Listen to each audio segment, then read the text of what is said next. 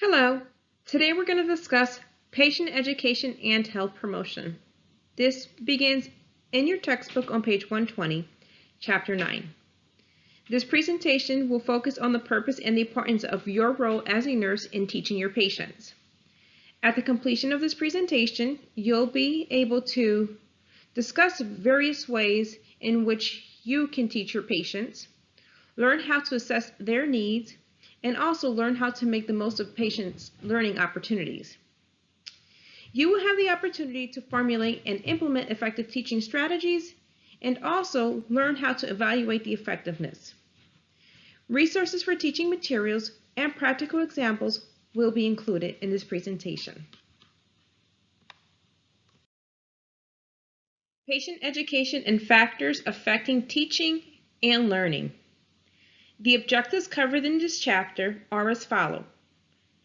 We're going to discuss the purpose of patient education, use patient teaching to promote the national goals of health promotion and disease prevention as listed in Healthy People 2020 and the Canada Health Act. Describe 3 ways in which people learn and correlate the importance of these types of learning to teaching. And list and differentiate between conditions and factors that can affect learning. In addition, you'll also be able to describe barriers to teaching and learning. Identify adjustments to the teaching plan needed for teaching to very young patients or the older patient. Discuss types of resources available to assist in patient teaching. Name 3 things that must be included in the documentation of patient teaching. Finally, you'll be able to describe ways in which teaching can be continued following discharges from a hospital or any healthcare facility for that matter. Clinical practice objectives. You'll gain skills in how to assess and assign patients' learning needs, develop a teaching plan based on the patient's learning needs, implement the teaching plan at a prearranged time, and evaluate the effectiveness of the teaching and the plan. Let's get started. Purposes of educating your patient or patient teaching. As a nurse, one vital role in your position is patient teaching. The ultimate goal of patient education is to prevent illnesses, promote wellness, and promote restoration of health. Nurses teach patients about their diseases or disorders, surgeries, and self-care. Further education includes educating regarding diet and medications. In your textbook on page 121, Box 9.1 provides a list of topics for patient education. Before discharging your patient, education must occur. Patients must be taught how to care for themselves once they return home. Discharge planning requires a look ahead to meet the patient's ongoing needs at home.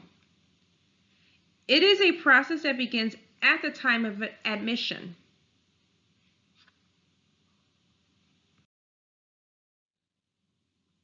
So before you can begin teaching, assess your patient's learning needs.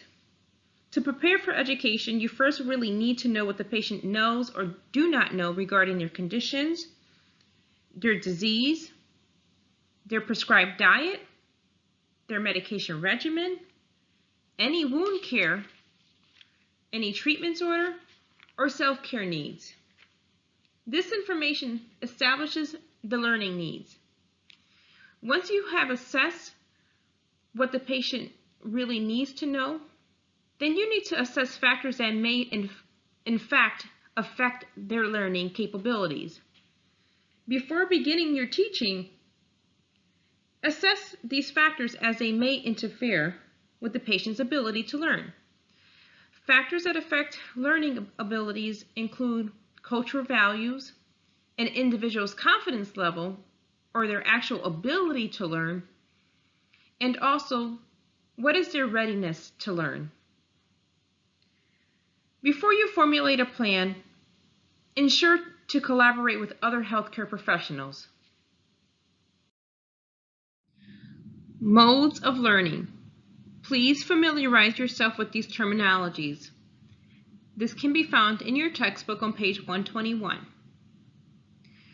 Research has shown that people learn in 3 ways. Visual learning, which means they learn through what they see. Auditory learning, individuals learn through what they hear.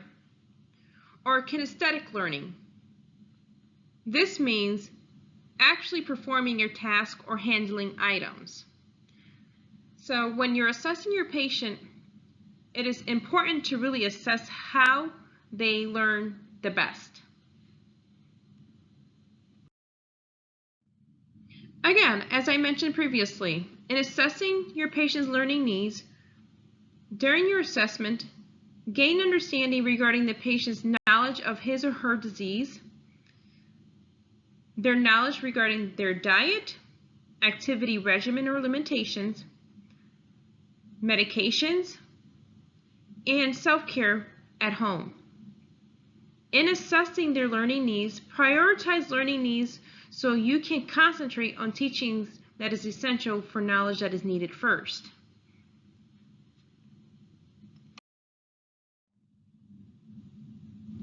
Factors affecting learning, as mentioned before, when you're assessing your patient, assess for these factors. Factors may also include any kind of visual or hearing impairment, or maybe physical impairment, or impaired cognition. Also, age may be a factor.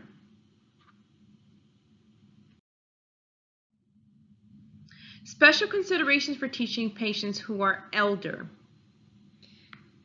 Please, when you're teaching patients who are elder, please make note to ensure that you have good lighting during your education.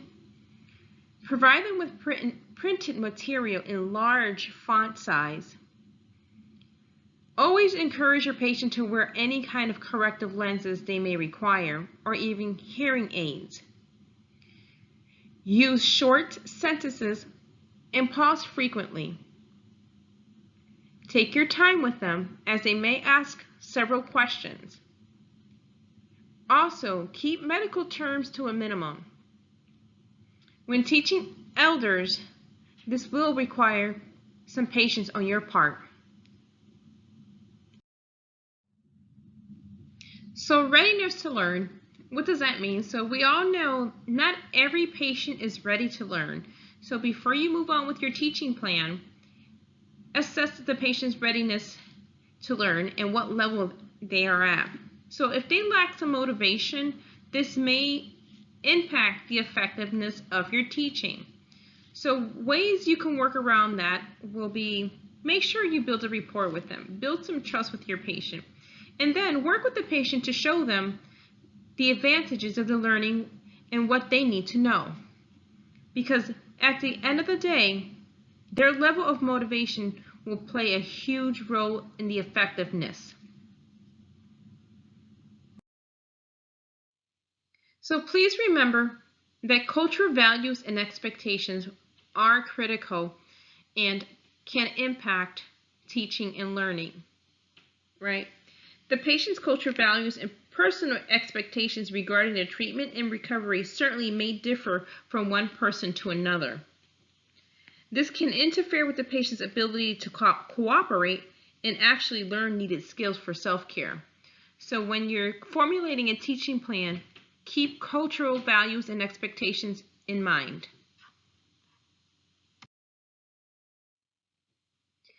Individuals' confidence and ability. Often patients express a lack of confidence saying, "I'll never be able to do that." In such instances, you must explore these feelings, being very careful to enhance rather than harm the patient's self-esteem. So your response to their response can actually play a role in either hindering or promoting effective teaching opportunities.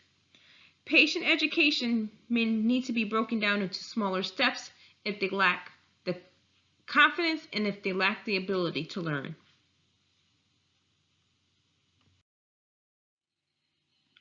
So the patient education plan.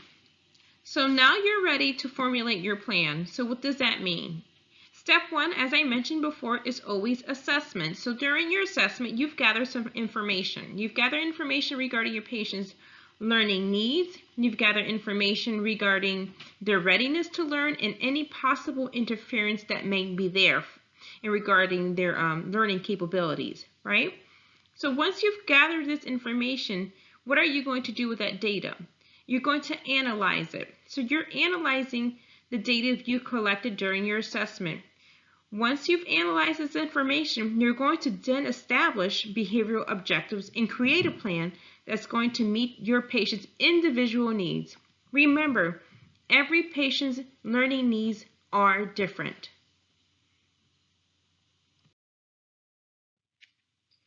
There are a variety of ways patients can learn. There are tons of resources for patient education. It could be by books, audio-visual materials, pamphlets, handouts, etc. Nowadays, with computer technology, you can actually print out information in your organization before patients are discharged. For example, if a patient has a new diagnosis of COPD, you can go to the computer, print out information regarding the disease process, disease management, medications, etc. So take advantage of these resources and provide your patient with whatever resources they may need to manage their disease and stay well at home. So implementing the plan. So now you're moving on from assessing, you formulated a plan, you've identified the patient's needs. Now you're ready to actually put the teaching into action. So you're ready to implement the teaching plan. So this can be done while the patient has visitors, such as family members or physicians rounding. Why is this important? It is great to have additional support in the teaching. Because if a patient is going to be discharged home with family, you want to make sure that the family can reinforce that education when the patient returns home with them. Depends on your patient needs. You may want to do it one-to-one or in a group setting. Always ensure that your patient feels comfortable regarding the teaching, and sometimes it's better to keep the sessions short rather than letting it go on and on and on. Too long of a process or teaching may confuse or overwhelm your patient. And remember, always involve your patient in the process. You may need to incorporate teaching planning daily during the patient's daily care, depending on the patient's needs. Again, implementation of a plan and teaching is individualized and is based on your patient's needs. Evaluation. So what comes after implementation in the nursing process? It's evaluation, right? You've assessed the patient's needs, you've formulated a plan, you've implemented the plan, now you're going to evaluate the outcomes. So how do you do that? You actually go to your patient and you obtain their feedback from what they've learned. If the feedback is determined whether it is effective or not, then that will actually allow you to either move on to another plan or document that the patient has actually met their goals. So evaluation is a critical component in the teaching process. Finally, what do you do with all this information? You document it, right? Every staff nurse legally is responsible for providing patients with education and documenting the education that they provided. Patient educations can be done on flow sheets or progress notes. The coordination of your patient's discharge planning takes some considerations. There may be specific learning needs that the patient has, and this should be discussed with all parties involved with the patient and the plan for teaching shared. Parties include the patient's primary care provider in the community, any home health service agencies you put in place, and especially family or significant others. Upon discharge, printed plan must be sent home with the patient.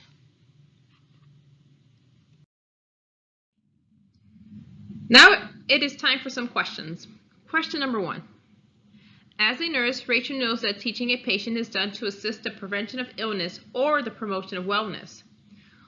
All of the following are true regarding patient teaching except 1.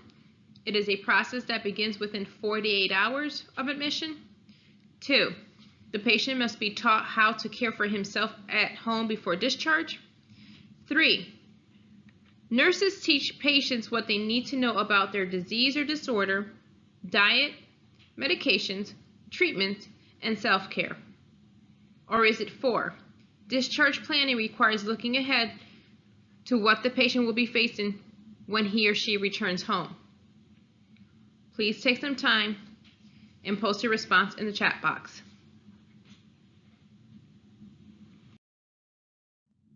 The correct response is answer 1. It is a process that begins at the time of admission, not 48 hours. Let's move on to question 2. Madison is a student nurse who finds it easier to learn by performing a task. This is which type of learning? For this question, post your response in the chat box. Is it visual learning, auditory learning, kinesthetic learning, or affective learning? Let's move on to the next slide to see what the response is here.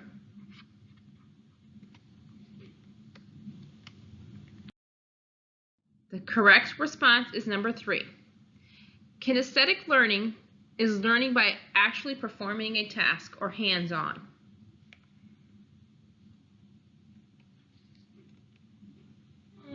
Next question. Question number 3. The correct response for question number 3 can be found in your textbook on page 121, as we did not cover this content in the previous slides. Henry is a nurse working in a physician's office setting. If he is teaching a patient to draw insulin and watching the patient perform this task, he is teaching in which domain? For this question, please post your response in the chat box. Please take your time to look into your textbook, page 121, for the definitions of these terminologies. Is it cognitive domain, affective domain, effective domain, or psychomotor domain? We'll move on to the next slide to see what the correct response is. The correct response is number 4. In the psychomotor domain, the learner processes information by performing a task. Whereas in the cognitive domain, the learner takes in and processes information by listening to or reading the material. In affective domain, the material is presented in a way that appeals to the learner's beliefs, feelings, and values. Lastly, there is no such thing as effective domain. Let's move on to question number 4. Kara is working in a rural health department. She spends most of her day teaching patients and families. She realizes several factors affecting learning. Which one of the following choices affects learning? For this particular question, please post your response in the chat box. Is it cultural values and expectations, confidence and abilities, readiness to learn, and environmental factors? Or is it all the above? For this question, please recall the information that I provided to you in previous slides regarding factors that affect learning.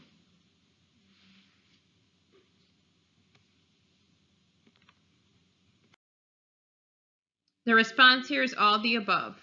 All of the factors listed have the ability to affect your patient's learning. Final question, question number 5. Holly is working in a geriatric setting. She understands when teaching the elderly, she should.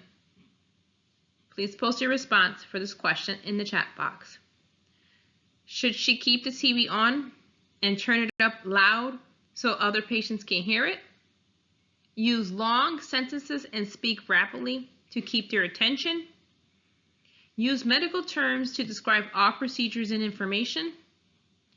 Or should she review the information frequently and check for their level of comprehension. Please post your response again in the chat box. The correct response is number 4. When teaching the elderlies, you need to keep distraction and noise to a minimum. So certainly keeping the television loud does the opposite. Keep sentences short and speak slowly when teaching or giving them information. If you use medical terms, you should keep it to a limit with an explanation for each of them. It is essential that you review the information with them frequently to check comprehension.